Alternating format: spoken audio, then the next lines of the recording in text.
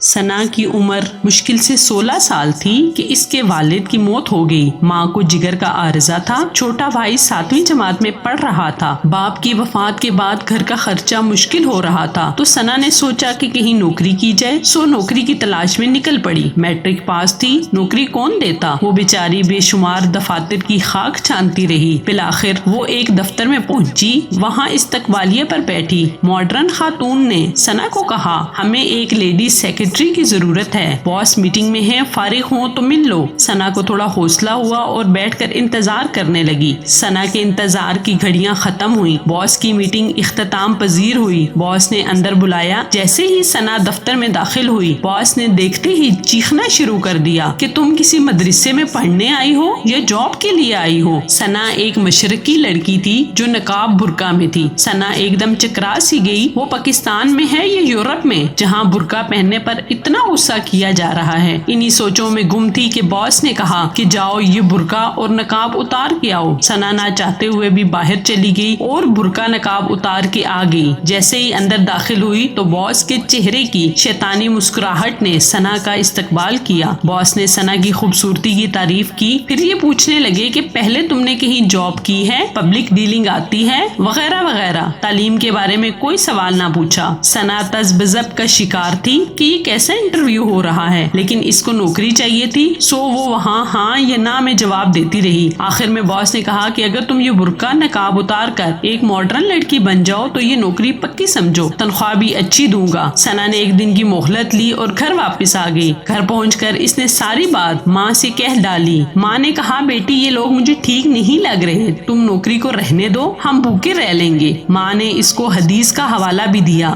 حیا ایمان کا ایک بڑا حصہ ہے، بے حیا جس چیز میں ہوگی اسے عیب دار بنا دے گی، اور سب سے اہم بات، حیا جنت میں لے جانے کا ذریعہ ہے۔ لیکن سنا کو اپنے گھر کی فکر تھی، اپنے بھائی کے مستقبل کی فکر تھی، سو رات بھر سوچنے کے بعد سنا نے فیصلہ کر لیا کہ اپنے گھر کی خاطر میں یہ سب کر لوں گی۔ جیسے ہی اپنے گھر سے نکلی تو گلی میں آتے جاتے لوگوں نے حیرت اور عجیب نگاہوں سے دیکھا، جیسے وہ اپنی نظروں سے سنا کا ایکس رے کر رہے ہوں۔ خدا خدا کر کے گاڑی آئی تو سنا سوار ہو کر اپنے نئے دفتر کی طرف روانہ ہو گئی۔ دفتر پہنچی تو سارے لوگ حیران ہوئے کہ یہ وہی سنا ہے جو کل ڈری سہمی ہوئی ایک مشرقی لڑکی تھی۔ ہر آدمی تعریف کیے جا رہا تھا۔ صاحب کی آمد ہوئی تو انہوں نے بھی رسمی کلمات ادا کیے اور پرائیویٹ سیکرٹری کے کام سمجھانے لگے۔ سنا نے سر ہلا کر جی سر کہا اور اپنی سیٹ پر جا کر بیٹھ گئی۔ اس کے بعد دفتر میں بے شمار لوگوں کا آنا ہوا اور ان میں سے کچھ ایسے بھی تھے جو سنا کو اپنی ہوس زدہ نظروں سے دیکھتے رہے۔ صبح سے لے کر دن بھر لوگوں نے من ہی من میں سنا کو اپنی ہوس کا نشانہ بنایا۔ یہ سارا کچھ سنا دیکھ بھی رہی تھی اور محسوس بھی کر رہی تھی۔ اس ماحول میں گھٹن کا شکار سنا چھٹی کا انتظار کر رہی تھی۔ جیسے ہی چھٹی ہوئی سنا سٹاپ کی طرف چل دی۔ اس کا سٹاپ آیا، اتر کر تیزی سے اپنے گھر کی طرف چلنے لگی۔ اندھیرا ہو رہا تھا، کچھ اوباش بھی سنا پر آوازیں کس رہے تھے۔ جیسے ہی گھر کے اندر داخل ہوئی اپنا بیگ ایک طرف پھینکا اور دروازے کو کنڈی لگا کر بستر پر لیٹ گئی اور آنکھیں بند کر لی۔ ایسا محسوس کر رہی تھی جیسے اس کا بدن تیروں سے چھلنی ہو گیا ہے، اس کے جسم سے خون بہ رہا ہے، اور سوچ رہی تھی کہ بنت ہوا کے ساتھ ایسا کیوں ہوتا ہے؟ اس کا کردار، اس کی قابلیت کیوں نہیں دیکھی جاتی؟ اس کا جسم اور لباس ان چیزوں پر کیوں حاوی ہے؟ ماں نے دروازہ کھٹکھٹایا۔ سنا نے دروازہ کھولا اور ماں کے گلے لگ کے رونے لگ گئی۔ ماں سمجھ گئی کہ کچھ تو غلط ہوا ہے۔ ماں نے حوصلہ دیا اور کہنے لگی کہ میں نے تمہیں پہلے ہی منع کیا تھا۔ سنا چپ ہوئی اور فیصلہ کیا کہ آج کے بعد نوکری کے لیے باہر نہیں جائے گی۔ اس کے بعد سنا نے گھر میں محلے کے بچوں کو ٹیوشن پڑھانا شروع کر دیا اور گھر کا خرچہ چلانے لگی۔ یہ تو ایک سنا کی کہانی تھی۔ اس ملک میں ہزاروں سنا روز ہی ہوس کا شکار ہوتی ہیں۔ ہم لوگ کیوں ان کی مجبوری سے فائدہ اٹھاتے ہیں؟ میری آدم کے بیٹوں سے اتنی سی گزارش ہے کہ ہوا کی بیٹی پر ظلم نہ کریں۔ آپ کے گھر میں بھی ہوا کی بیٹی ہے۔